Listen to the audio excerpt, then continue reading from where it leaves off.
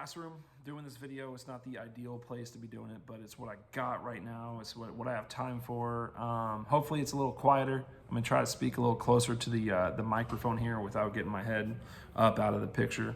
No video last week. That was a bummer. That killed me to not do it. Interesting week though. I can't remember off the top of my head all of the matchups. I didn't make projections, so I'm not really gonna go through them too much. Burt gets his first loss in a really tough outing by his team. So of course he gets to get revenge by beating me this week probably. Mark gets a big win over Burt. Sean got another big win. Steve finally got a win. That was good for Steve, and I think Daryl eked out a JD victory. That was 2 weeks ago. So we're here. We got the week 5 picks. It's already week 5. Injuries galore all over the place, affecting matchups. Breakout performances happening as well, of course. Let's get started with the picks. I'll do the game of the week last. And we're going to start this week with Oregon Beer Force against Pick and Jerry's Berries. Mark versus Adam. Man, this is a close projection. I was surprised by the projection here. 154 for Oregon Beer Force, who is 3-1 on the season, coming off a win over Burt. And Adam's projection is 151, and he's 1-3. So 3-1 team against 1-3 team. Projections got them separated by 3 points.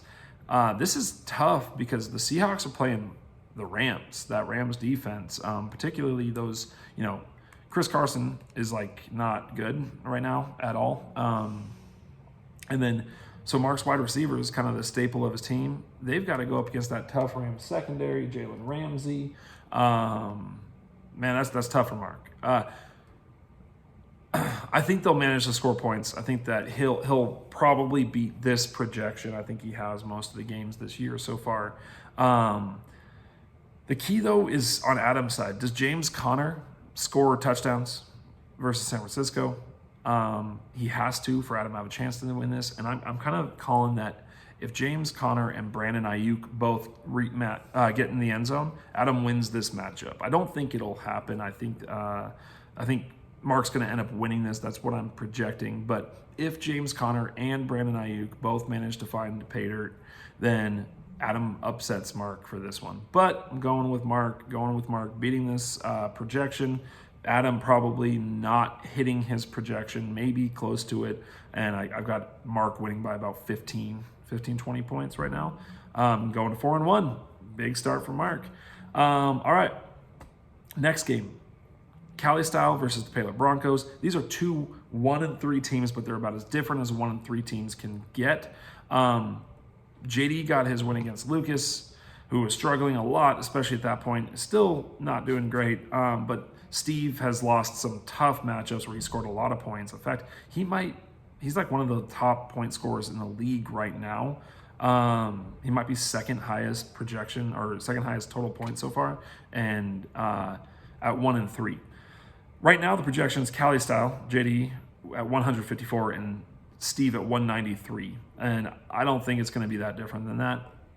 The one caveat I'm putting, Lamar Jackson would have to score 50-plus points for JD to win this game. Steve cruises and gets the win. Next game, Duck the Vax, Phil, 168 projection. Riddle me this, Lucas, 162-point projection. Again, both 1-3 teams. So many 1-3 teams. I think we've got 5 1-3 teams in this league right now. Matt Ryan got 37 points last week versus the Washington football team. If he gets close to 30, or if he hits 30 against the New York Giants, Phil will win somewhat easily, I think. Antonio Gibson's kind of beat up.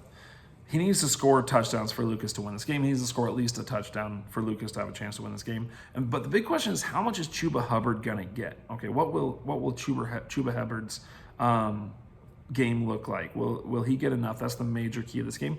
I think he gets enough, and Lucas beats his projection and beats Phil. I think Phil will end up right around his 168 projection. I think Lucas has a chance to score in that 170 range. and get an upset here. That would move Phil to 1-4, kind of a playoff team in a bit of a spiral right now.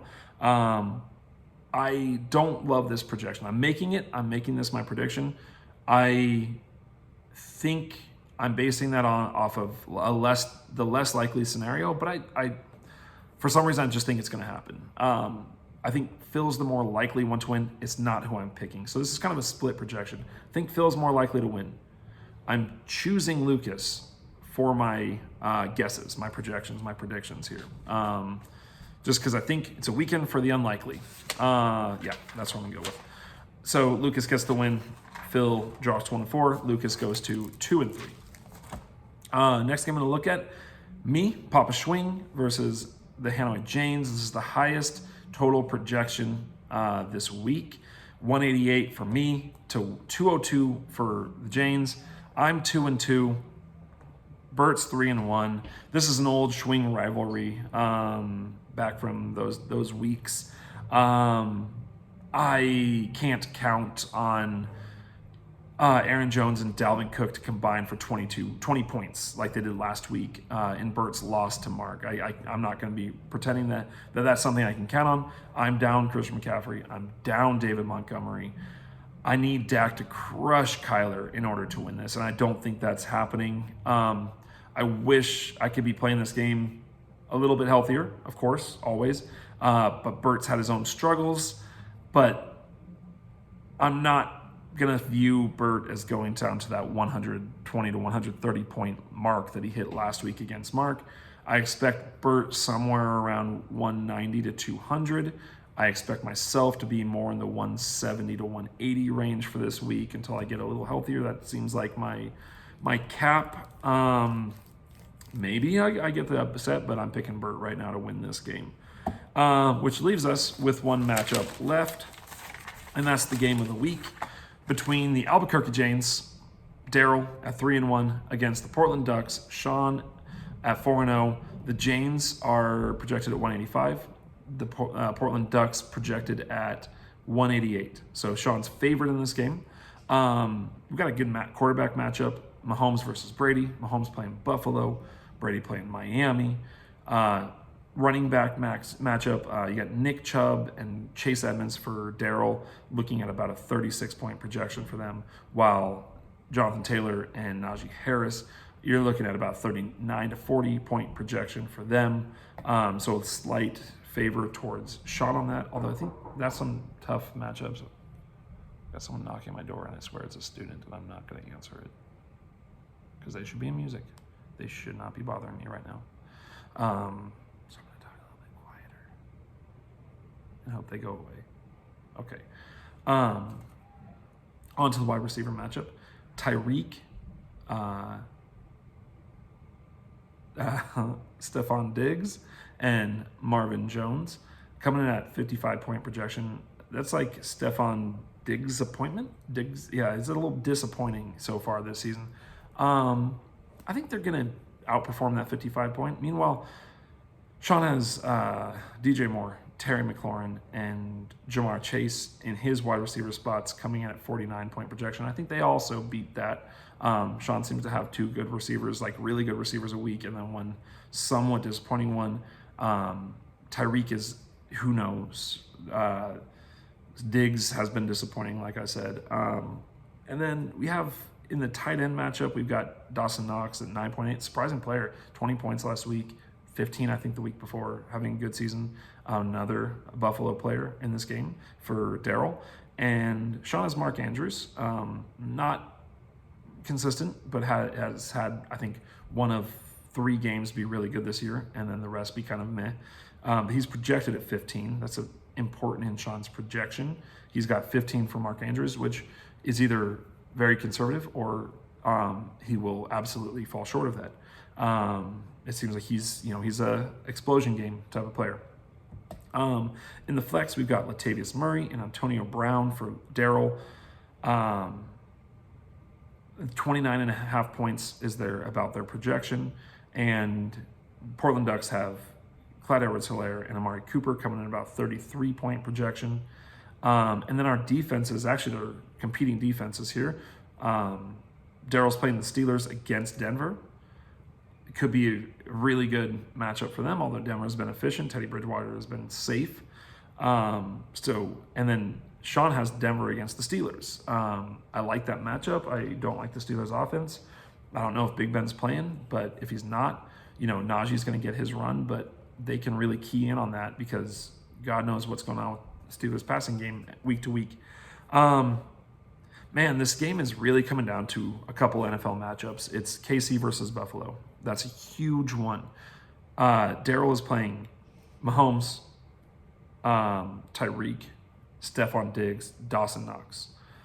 Tampa Bay versus Miami is another big one. Sean's got Brady versus Miami. Daryl has Antonio Brown versus Miami. And then, of course, and Sean's also playing Clyde Edwards-Helaire, so for KC. So if Mahomes and Tyreek are going off and taking points away from Clyde Edwards, that helps Daryl. Steelers, Denver, obviously a big one. Sean's got Najee. They've got the competing defenses. So this is a super hard projection to pick. Trying to pick out what's going to happen. KC, Buffalo. I feel like that game is going to get out of hand. I feel like that's going to be it's not out of hand like on one side or the other. I feel like that is going to be an awesome football game to watch. I feel like the offenses are going to be going crazy, which means it'll probably be some kind of a defensive stand-up. But I do like that game to produce a lot of points. I think everyone does. I've got Sean getting the win here, and I'm really rethinking that right now because I just feel like there's points galore exploding in that game. But I can't go back on what I projected. I'm picking Sean to win this. I'm not so sure I'm liking it anymore. But I've got Sean going to 5-0. If I had to guess the point total for this game, Sean's going to have to outscore Daryl. And that means Jonathan Taylor's going to have a big game. Najee's going to have a big game. Terry McLaurin's going to have to go nuts, which he's proven that he can. DJ Moore's going to have one of his boom games. Mark Andrews' boom game. He's going to have to outscore Daryl on this one. And I think this game could end up being the highest combined score, one of them, of the year so far. Kind of a Bert versus Steve type of game. I could see Sean winning this 210 to 205, 220 to 210. I think it's going to be a big game, big points. And I think Sean's going to eke out a win one way or another. That's what I'm projecting here. But I don't feel great about it. All right. So that's it for the projections for this week. Now let's get into the best of balls. Week 3 ended up being the top 3 of me at 201, Phil at 195, and Sean at 190. Week 4 ended up going Lucas with 205, Bert at 199.27, and Daryl at 199.17. That leaves us with an overall standing at this point. Phil in the number 1 spot at 765 points. JD, 758. Lucas, 756. Daryl, 730. Me at 716. Bert, 709. Sean, 689. Steve, 672. Mark, 623. And Adam at 581. So that's the best ball rundown. Now, let me do one more thing today, and that's to talk to you guys about basketball coming up. I think there's a student coming in right now, so I'm going to hold off for just a second. No, looks like he's going straight to music. All right, cool. Nope, he's coming back here. Nope, he's going to music. All right. Who gives us swing basketball? Okay, here's the deal. You draft players, like in football, and you have to choose one game a week. You set your lineup and you choose one game a week for them to play. This is not like a basketball league, if you've ever been in one, where you've got to go through and set your lineup for every day of the week. It's not. You draft your players, you set your lineup, and you pick which game you think they'll do best in. They give you the projections, they give you the other team's defense, and you choose one game per week for each of your players. It's fun. It's a little weird. It can be frustrating if your guy has 4 great games in a week or 3 great games in a week, and you pick his bad one. Yeah, that's part of it. If you pick a guy who doesn't have bad games ever, helps your team. I think I would love it if more of you guys signed up for it. So just consider it. Consider signing up for it. Love to see that. And hopefully, we get some more guys in there. I'd like to have a full 10 teams.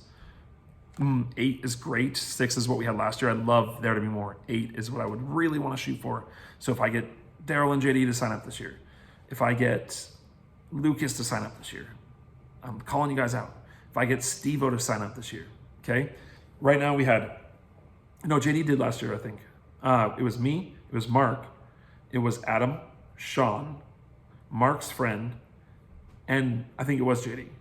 So I need Daryl, I want Lucas on this, I want Steve on this, and who am I? Phil. Phil did last year. It was Phil, not JD. One of you guys, whoever it was, get your ass in the game. I'll send the invite out. Join Who Gives a Schwing. It's for fun, but it makes basketball, it makes me pay a little bit more attention to basketball. Those 82 game seasons can be killer to follow, but it definitely helps a little bit. All right. Peace out, Schwing Dynasty. Good luck this week. Let's stop these running back injuries. It's garbage. Too many of them for me. Okay. Bye-bye, guys.